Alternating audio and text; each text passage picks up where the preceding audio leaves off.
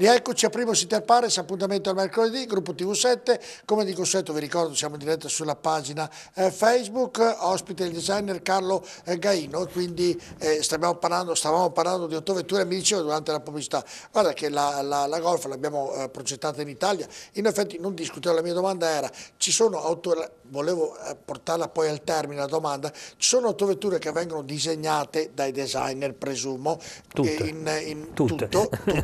no, che vengono progettate che sono attuali, altre che sono degli obrobi. Da dove nasce l'idea di certe progettazioni? Allora prima le facevo l'esempio della Golf, è vero che è cambiata, ha fatto 8 variazioni, però quella era il taglio della macchina col dietro tagliato, una delle prime, ed è rimasta, modificandola in 8 versioni come ha detto giustamente lei, però più o meno è rimasta tale e quale. Mentre se io faccio il paragone con la prima 500, se guardo la 500 oggi della Fiat è cambiata completamente, sembra più grande di un 3000 di 10 anni fa, la 500 attuale, insomma. Ecco, il mio motivo la mia domanda è, i designer si copiano tra di loro? Da dove nascono queste idee nel disegnare un'automobile? Copiarsi no. Cioè lei deve disegnare un'autovettura e un'autovettura si fa questa domanda, devo disegnarla per la casa automobilistica perché questa autovettura avrà una durata nella testa della gente per un paio d'anni, per 5 anni, per 10 anni,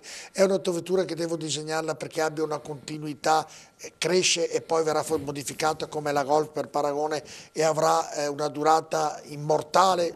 Ecco, non so se mi sono, se l'ho fatto la domanda in modo corretto. Allora, diciamo che una vettura viene progettata, disegnata, pensata. Prima cosa bisogna pensare chi è il committente finale, quindi se una vettura te la commissiona la Volkswagen o l'Audi, sono due interpretazioni. Guarda, se la regia mi ha aiuto, lei ha disegnato la barchetta, definiamola così, giusto? La barchetta Maserati. La barchetta Maserati. Quando lei ha disegnato quell'autovettura lì, se Claudio Regia, che lo saluto anche, me la propone in video, quella barchetta, lei quando l'ha disegnata, con che prospettive l'ha disegnata? Cioè, così perché è bella esteticamente? Beh, no, diciamo che viene in qualche modo eccola qui, guardate che spettacolo. In qualche modo viene analizzato le caratteristiche che si voleva dare a questa vettura. Questa vettura doveva essere mi scusi se la interrompo, Carlo, questa vettura è stata disegnata da Carlo Gaino nel 1992. Le chiedo scusa se sbaglio a dire il cognome della volta perché Gaino, quindi le chiedo scusa. Nel 1992, quindi questa autovettura ha la bellezza di 27 anni più o meno, insomma, no? Più o meno. Quindi guardate, è ancora oggi attuale nel vederla.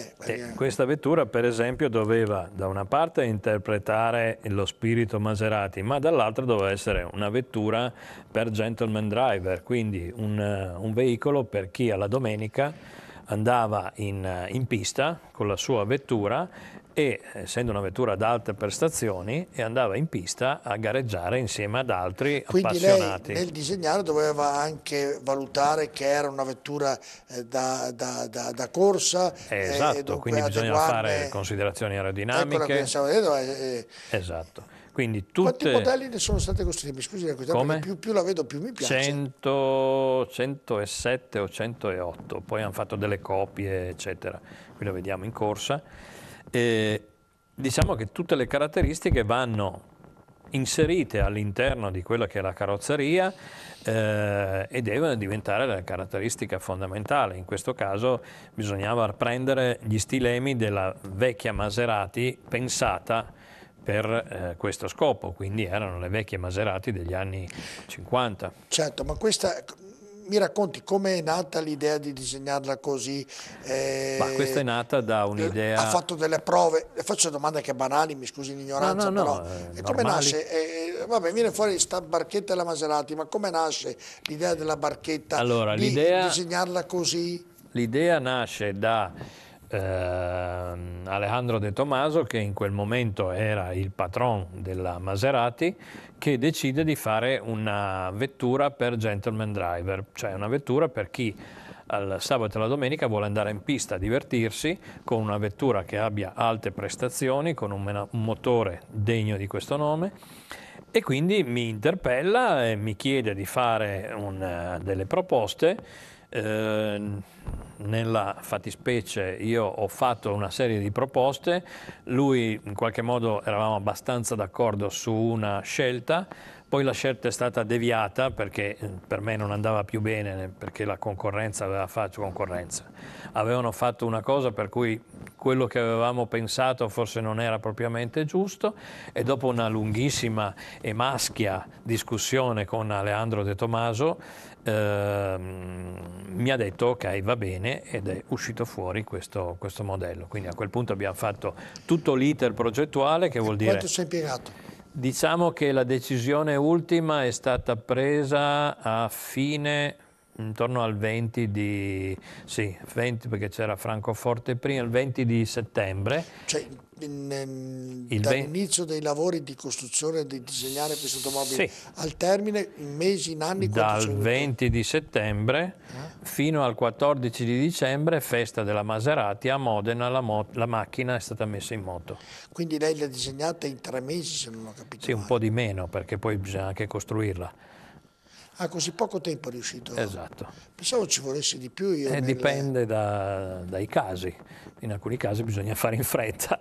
E quindi, quindi... oltre a questa automobile, lei quale altra automobile ha Beh, c'è disegnato? la Lancia ECV, Se ce l'abbiamo, credo dovrebbe Lancia essere CV. un po' prima, qualche immagine prima.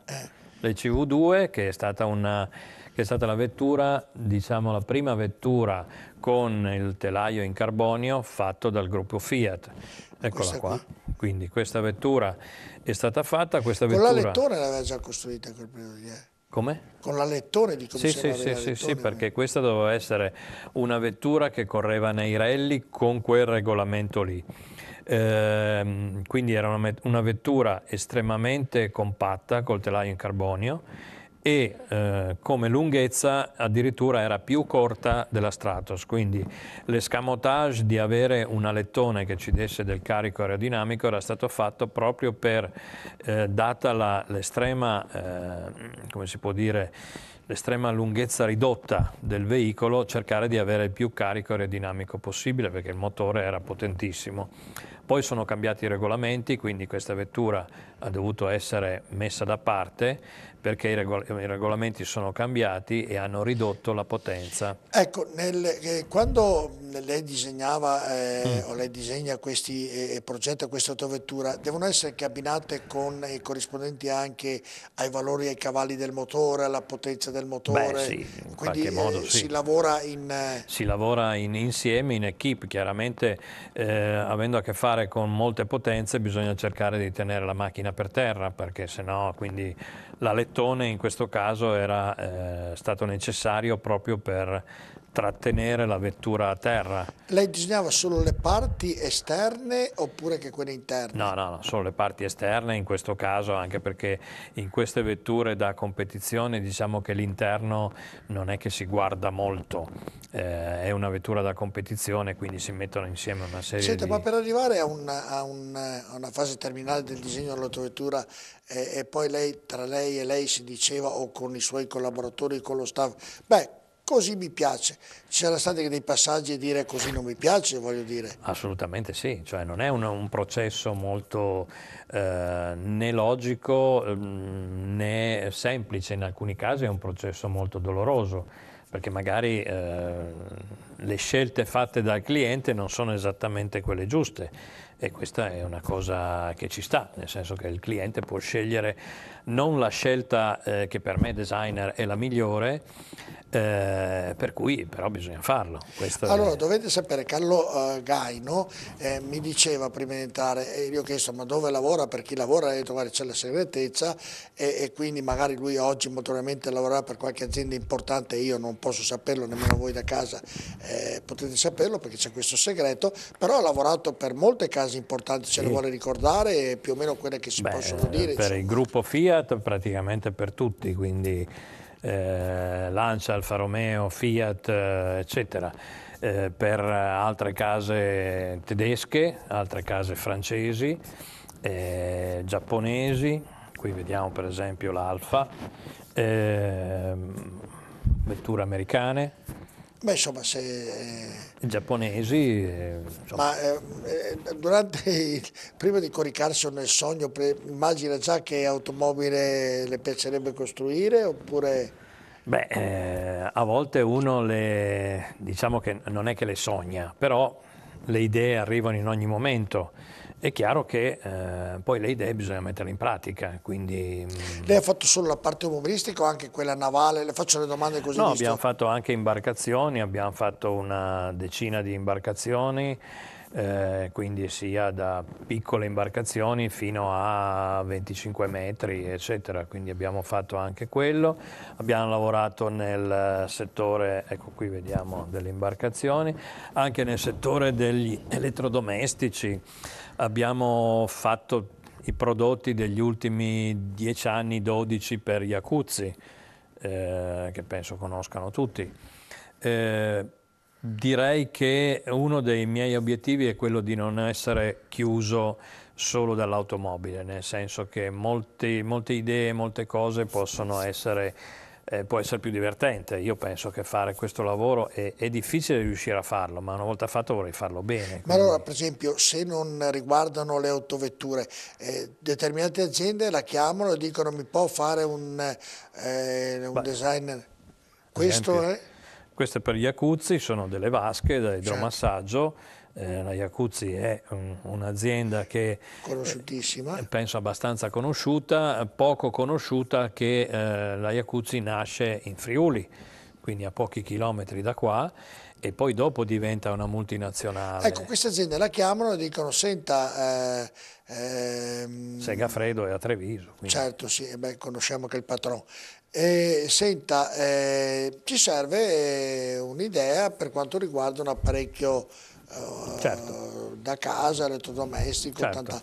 E voi iniziate e fate uno studio... E noi facciamo lo studio che serve per poter avviare un oggetto, mettere a punto l'oggetto, congelarlo formalmente e avviarlo alla produzione.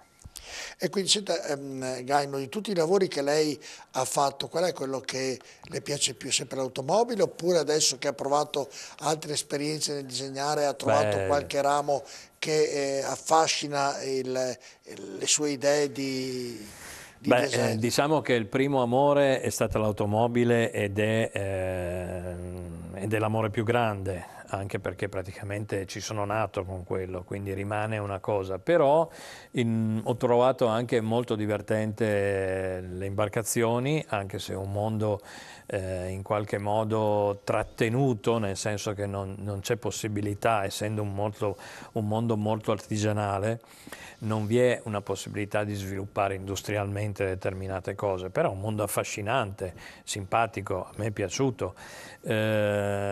L'automotive ha altri sbocchi, perché diciamo da un oggetto che può essere un veicolo da trasporto, dal fare un pullman a fare una vettura, le emozioni sono completamente diverse. Chiaramente pensare a un mezzo per il trasporto pubblico può sembrare riduttivo rispetto a fare la classica Ferrari. In alcuni casi i designer preferiscono il primo, perché i condizionamenti del fare determinate cose sono talmente forti che a volte ti tolgono quasi. Io ricordo un mio collega della Ford che diceva... Questo è un camper o sbaglio? No, questo è il veicolo con cui sono state trasportate tutte le monete, tutti gli euro. Da sicurezza, insomma, la moneta. È un furgone da sicurezza con cui sono state trasportate tutti gli euro quando sono stati distribuiti in tutta Europa, e di questo ne hanno realizzati 20 che hanno distribuito tutte le monete in tutta Europa. Quindi è un veicolo corazzato, l'hanno testato con diciamo balisticamente, quindi è stato testato, e l'abbiamo realizzato in maniera velocissima, perché all'ultimo momento si sono resi conto che non avevano un mezzo per distribuire le monete. quindi doveva in qualche modo essere un oggetto interessante e caratteristico. Quindi siamo partiti da una base commerciale e abbiamo trasformato questo mezzo ed è uscito fuori questo furgone. Certo, stavo dicendo che l'ho interrotto nel vedere l'immagine. Diciamo che in alcuni casi ci sono dei marchi che sono estremamente condizionanti, quindi lei parlava della Ferrari, parliamo della Ferrari, fare una Ferrari è estremamente in qualche modo condizionante, come può essere in qualche modo condizionante fare una Porsche, cioè una grande soddisfazione, però è chiaro che se ti danno da rifare la Porsche 911 deve essere una Porsche 911, quindi è molto ma molto più difficile. Ecco, senta, nel lavoro lei è un designer importante, per pubblicizzare il suo nome, cioè, cerco di spiegarmi bene o di porre la domanda in maniera corretta. Pininfarina è una firma di come un designer, come disegna. Lei è una firma. Per pubblicizzare la sua firma ci vogliono degli investimenti oppure lei lavora perché gli altri, è un terzista del disegno? Non so se mi sono spiegato. Cioè, io dico, io sono Carlo Gaino e sono uno che disegna automobili. Ho una mia azienda multinazionale importante dove la mia firma fuori dall'automobile c'è scritto Carlo Gaino. No, ecco, ha capito la domanda? Sì, ho capito, ma per arrivare a questo ci vogliono degli investimenti da parte sua oppure lei sta bene così? Ma io penso una cosa, cioè quando uno fa il designer per l'automotive in generale cerca di fare bene il prodotto, non deve pubblicizzare la propria immagine. Quindi, e come mai tanti hanno la firma Pininfarina, tantato per ma quale Pininfarina ce l'ha semplicemente perché lui costruisce determinate oppure Porsche piccole... Carrera, tanto per dire... Sì, ma Porsche Carrera non è nulla, perché tanto il design lo fa sempre il centro Porsche, quindi Carrera è un marchio, se vogliamo, di moda quasi. Certo. Mentre Pininfarina, il marchio Pininfarina che avete visto su certe vetture è perché lo produceva Pininfarina nei suoi stabilimenti. In alcuni casi ci sono state delle vetture dove magari c'era scritto design Pininfarina o cose del genere perché magari per accordi presi cioè come lei ha fatto le automobili che abbiamo visto e fuori c'è scritto design di Carlo Gaino. No, assolutamente non c'è, in alcuni casi proprio non c'è, anche perché non è abitudine in alcuni casi. Se prendiamo per esempio, Fiat ha fatto una vettura dove c'era scritto fuori Pininfarina Design, ma in realtà, no, c'era scritto Design Pininfarina, però in realtà Pininfarina non aveva fatto l'esterno di quella vettura, ma semplicemente la produceva, quindi non c'entrava niente. Certo. Pininfarina aveva fatto l'interno della vettura, quindi cosa che la gente già... No, la mia era una domanda per capire poi se nel lavoro che lei svolge, che è un lavoro poi che è determinante per la bellezza dell'autovettura stessa, era importante avere anche questo, se si poteva oppure no. Diciamo che è importante per le aziende avere qualcuno che sai che fa le cose in un certo modo. Secondo me è meno importante quando le aziende, potrei fare un caso vicino a noi molto, di una casa motociclistica che ha fatto un modello di moto dove non si pubblicizzava l'azienda, ma si pubblicizzava il designer. Il risultato è stato che se ne sono vendute 4 o 5 ai dipendenti, ecco. Quindi la cosa importante è lavorare per il cliente primario è l'azienda. Indubbiamente, è stato chiarissimo. Non devo pubblicizzare, non mi chiamo, faccio un esempio con tutto il rispetto possibile, Pierre Cardin o cose del genere, quindi certo, ha capito la domanda che volevo esatto, fare, oppure Cavalli, oppure esatto, non è una cosa di moda. Certo, cioè. Eravamo partiti nel ragionamento delle autovetture, se si ricorda, eravamo partiti con la Golf. La domanda che le faccio, ma per certi che costruiscono certe autovetture, io ricordo una macchina che davvero... a parte ha fatto qualche marca che è meglio che non me la dimentichi, perché ho visto proprio tempo fa le 10 peggiori autovetture disegnate nel web e non so se Claudio in tempo reale riesce a trovarmene, ma credo sia un po' difficile. Beh, qualcuna gliela dico se vuole. Beh, guarda, io mi dico la NSU.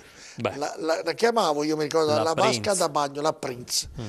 Ma uno per costruire quelle autovetture lì era una vetrina, cioè ci sono delle idee. Prendiamo la Prince. Ma poi funzionano, perché poi funzionano, hai capito? Allora, la Prince, nella fattispecie, era prendere un modello americano, perché la Prince è nata così, magari molti adesso non se la ricordano, no? Quando ero giovane io la Prince generalmente la vedevi, poi c'era magari 2 suore dentro, cose del genere.